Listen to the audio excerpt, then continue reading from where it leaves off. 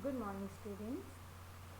Today we discuss about waterborne disease. Earlier we discussed about airborne disease. I hope you all clear about that.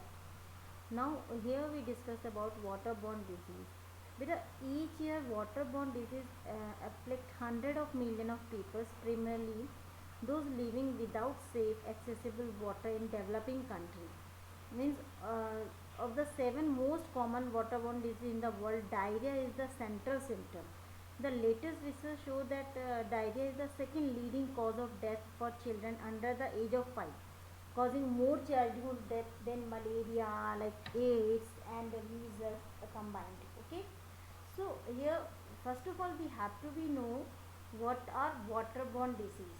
So waterborne disease are illness caused by microscopic organisms like viruses and bacteria, and that are ingested through the contaminated water or by coming in contact with cases. Means if every person on the planet was able to practice safe sanitation and hygiene and have access to clean water, these diseases would not exist. Government NGOs like and communities themselves have made great strides in the past 20 years to end waterborne disease. Still, there is much to be done now.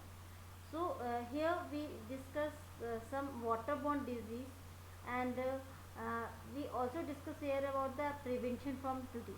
Okay, here we go. This is typhoid fever. Means, as you know, typhoid fever is a life threatening illness caused by the bacteria Salmonella typhi.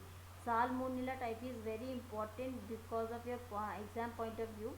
There is many question raised from the name the bacteria which cause typhoid, so you have to be write down Salmonella typhi. And the second and other name of typhoid is yellow jack or anthrax fever. Okay, bilious fever, that one is the other name of typhoid fever. So although rare of industrialization countries, typhoid fever is well known and extremely poor part of developing nations. It established that 20 million people worldwide suffer from the illness of the each year, because it easily spread through contaminated food, unsafe water and poor sanitation. Okay, and now we called about the symptoms of typhoid. So symptom of typhus: first, fever increase gradually; second, muscle aches; third, fatigue; fourth, sweating; fifth, diarrhea or constipation. These are the symptoms of typhoid. Now, how we prevent ourselves and treat ourselves from typhoid? So, vaccines are recommended for people who are traveling in area where poor sanitation and unsafe water are common. So, the vaccine can be injected via shot or taken orally for a number of days to prevent it. Even refrain from drinking any water that isn't boiled and sealed, and do not eat food from village or street vendors. So typhoid is treated with antibiotics also. Okay, so these are the prevention, treatment and symptoms of typhoid. I hope you understand this. Now here we go with cholera. This is the picture of cholera. Okay, so cholera is commonly found in humanitarian like emergencies or marginalized village where poverty and poor sanitation are rampant. Means the disease is spread through contaminated water and cause severe dehydration and diarrhea. Even cholera can be fatal within days or even hours of exposure to the bacteria, but only 1 in 10 people will develop life-threatening symptoms. So, cholera now there is treatment of cholera, but when it first time observed that cholera may be because of cholera there is several villages die one by one. Okay, that's why cholera is very harmful at that time, but because today here we have lots of treatment over here of cholera. So here we also discuss the symptoms, means how we know that cholera is happening. So like nausea, vomiting, diarrhea, muscle cramps, these are the symptoms of cholera. If we talk about prevention and treatment of cholera, so cholera is a waterborne illness that easily prevented when traveling. Wash your hand only eat food that are completely cooked and hot, and not only eat vegetable you can peel yourself, like avocados, bananas, orange. Of course, drink safe water. Okay. And when hand washing is unavailable, cholera can impact an entire village in developing country like Ethiopia, and all of that. Okay. So these make hygiene management and disease prevention nearly impossible for these communities. So live water help water prevent cholera and remove villages by teaching families how to construct their own hand washing devices. So these are the symptoms and prevention of cholera. Okay. Now next we go with giardia. Okay, these are giardia.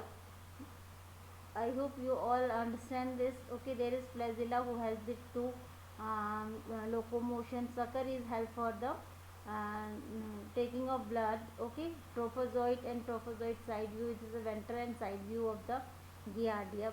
Okay, so the waterborne disease is shared through contaminated water, most often in ponds and streams, but it can also be found in a town water supply, swimming pool, and more.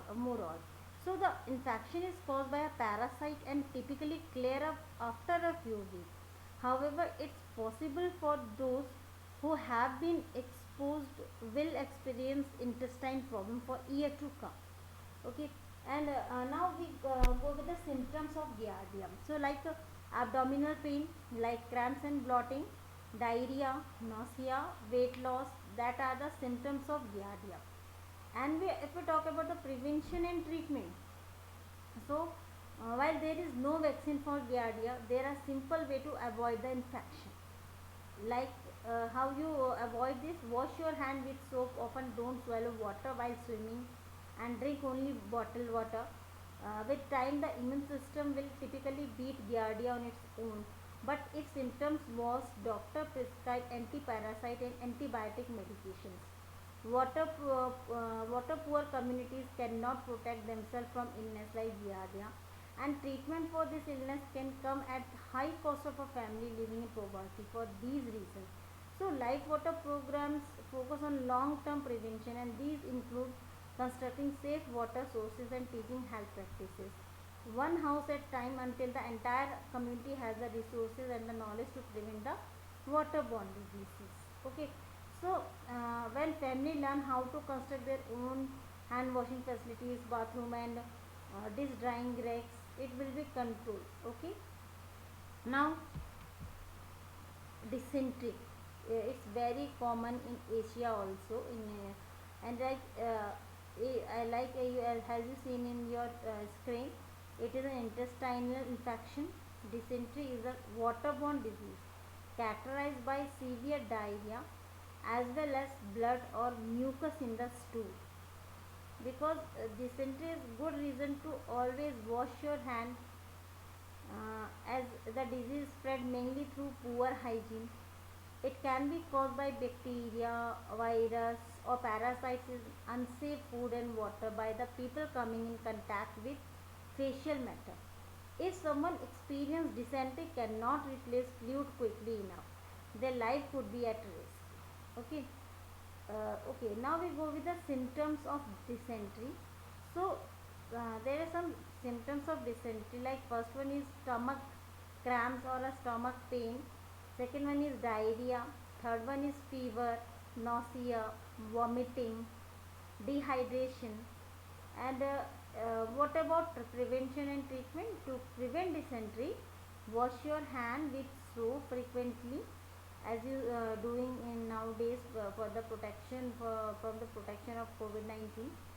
Order all drinks without ice. Don't eat food sold by street vendors, and only eat foods those you can peel. Drink only sealed bottled water while traveling in places with high dysentery risk, such as communities where proper hygiene practices are uncommon. A mild dysentery usually clear up with rest and fluid, but over-the-counter medication such as Pepto-Bismol can be help with stomach cramping, and more severe cases can be treated with antibiotics. Also, some strain of the disease are resistant. Okay. So these are some waterborne diseases. I hope you all understand this. You have to be make notes also on them, on all the of them waterborne diseases. Okay. There is one means little bit knowledge for you. Escherichia coli. We shortly call it E. coli. E. coli is a bacteria with various strains, some dangerous and some beneficial. Because E. coli bacteria is important in creating a healthy intestinal tract. If animal waste has found its way to flamed where produce grown of its strain, E. coli has spread through the process of making ground beef. Those who consume these food could experience symptoms of the waterborne illness. The bacteria is also found in unsafe water sources around the globe. Okay, so symptoms of dangerous strain E. coli are similar to the dysentery. Okay, and the prevent is like avoid water possibly contaminated by human or animal places like pond, river, and swamp water. If you are going to eat ground beef, cook thoroughly, wash fruit and vegetable well. To treat the disease, drink plenty of safe water, taking rest, and take over the counter diarrhea medication. Okay, these are some waterborne disease. In our next topic, in our next lecture, we also describe here some airborne or waterborne disease which is important for you and for your knowledge. Okay, thank you.